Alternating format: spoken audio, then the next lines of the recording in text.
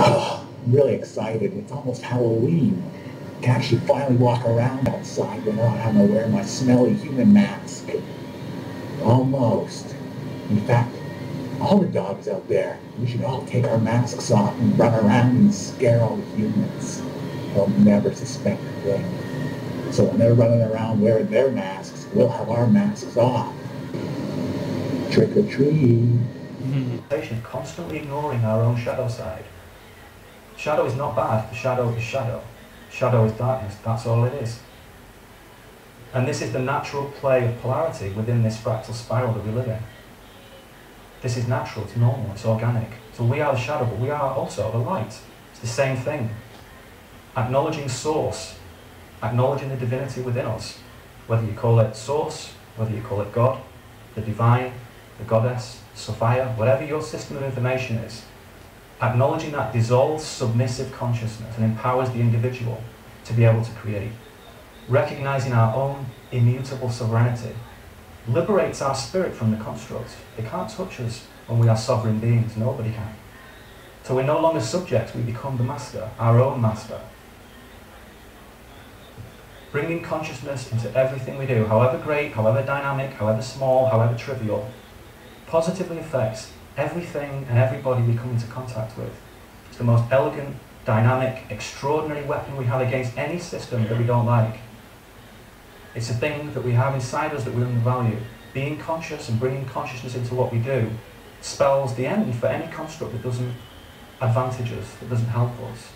So these three things: acknowledge source, recognize your sovereignty, bring consciousness into everything you do, with all the systems we've looked at, all the substances, all the techniques, all the information, all the reality models, all the philosophy. Those three simple things spell the end for any system which is not for us.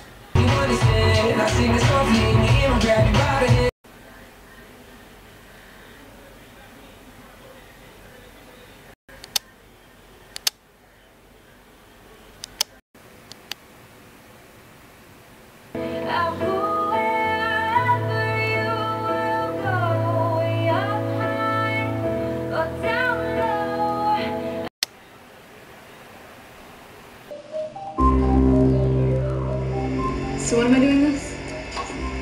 We have a little over an hour now. How are the controls holding up? Actually pretty great. I'm down to only about 2 accidental NPC kills a day. Good. It's an improvement. Hey, stop hiding in the bushes. Since you're here, you might as well enjoy the festival. We built some great mini-games. You know, there are games where you could honestly believe there's a team of evil script writers writing the story, because there you talk about Tyler that way and you explain exactly what you want to do, and then 75 grand is the very next box. That's just horrible. With SwiftCover.com you get a lot more me time.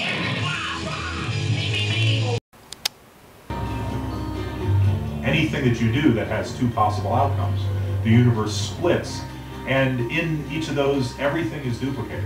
Right? There is a you in that universe that sees one outcome, and there's a you in another universe that sees the other outcome. This is crazy. It's like I'm looking at an exact robot duplicate of myself. That is what you're looking at. Oh.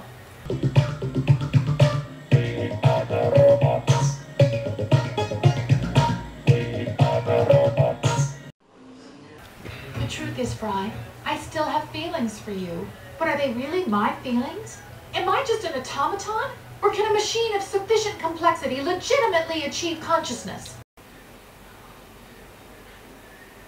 Wait, no. Just hang on. So, this isn't the real me. This isn't my real body.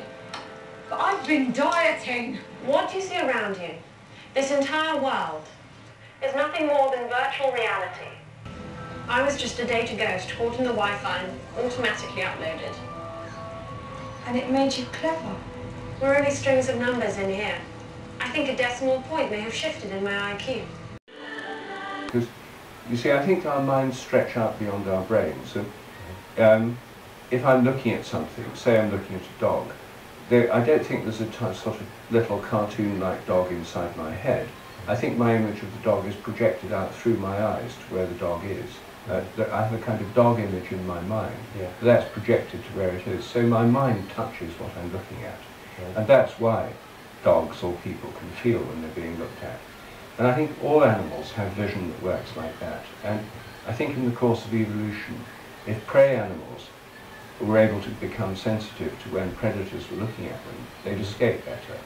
So I think it's something pretty basic in animal nature, and the reason humans have it, and more than 90% of people have said they've had this experience, it's very common. The reason we have it is simply it's part of our animal nature. Matter, mind, and consciousness. All manifestations of our own consciousness, and the world doesn't actually exist.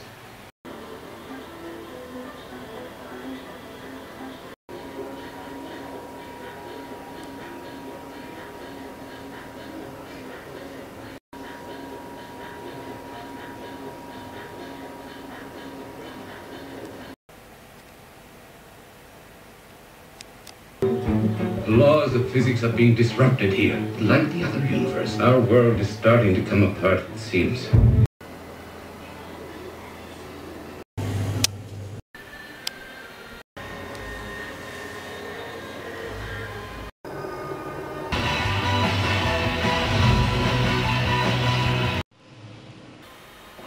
And I'm Haley, and all of this is just a figment of my drug-induced imagination.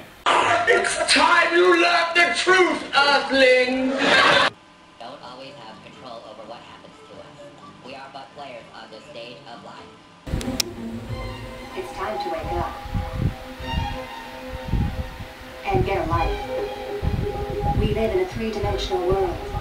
Until now, the world of computing has been a flat world consisting of two-dimensional imagery. Now, through the use of exclusive breakthrough technology, ARC has made it possible for you to get a life. A life, where we can work and play in a lifelike world of three-dimensional reality. A life, the living monitor. This is all a dream.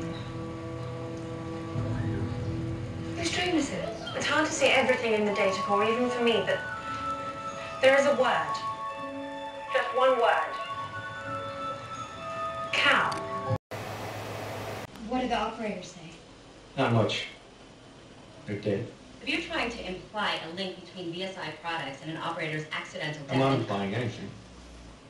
I just want to know how an operator can be killed by signals from a surrogate. The idea itself is absurd. If it were possible, it would defeat the entire purpose of surrogacy. Surrogates have jumped from bridges, been shot, even blown to bits without the least bit of harm to their operators. The fail-safes always kick in. I can assure you, VSI's products have the most stringent safety standards in the industry. What about a human head? What would cause one of them to blow up? Agent Greer, we're not doctors. Honey, I don't know what you are. I mean, for all I know, you could be some big fat dude sitting in a stem chair with his dick hanging out. You're an abomination. Oh, God.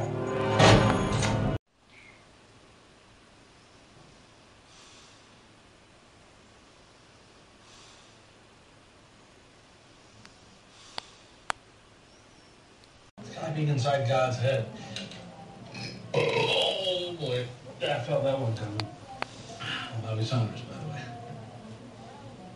Jennifer Peters. Yeah, you are, aren't you? Can I ask you a question? Hmm. Why no surrogate? Me? Oh, they've been trying to puppet me for years. They ain't built a machine that can handle this big puppy yet. There is no alternative. You can try to escape by living through a puppet, through a machine. But deep down inside, you know you're living a lie. Given what we know. I don't know, I guess I'm just trying to hold on to some shred of reality. Well, you, along with everyone else, are going to have to start dealing with a whole new reality from now on. What if the world can't handle it? What if Washington's right and we should just keep this thing in the bag? Trust me, the truth is always right. Mass hysteria. You have no idea how much chaos this could cause. Too late for the general public to realize they've been lied to by two different elected administrations about the very nature of our existence. So, granted, it's an amazing genetic experiment.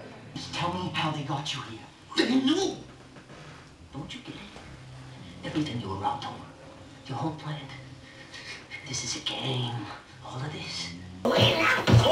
Well, well. Looks like something's finally about to happen in this game. Should the little black dots be blinking out of existence right about now? Theoretically. Yeah, you seem more interested in joining together as one. Yeah. Yeah, one big one.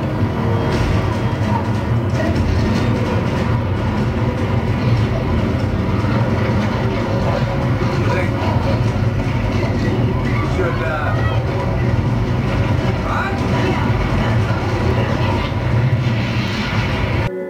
What if your worst nightmare came true?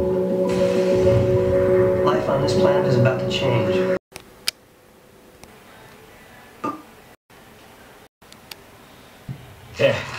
What you're about to see is highly classified.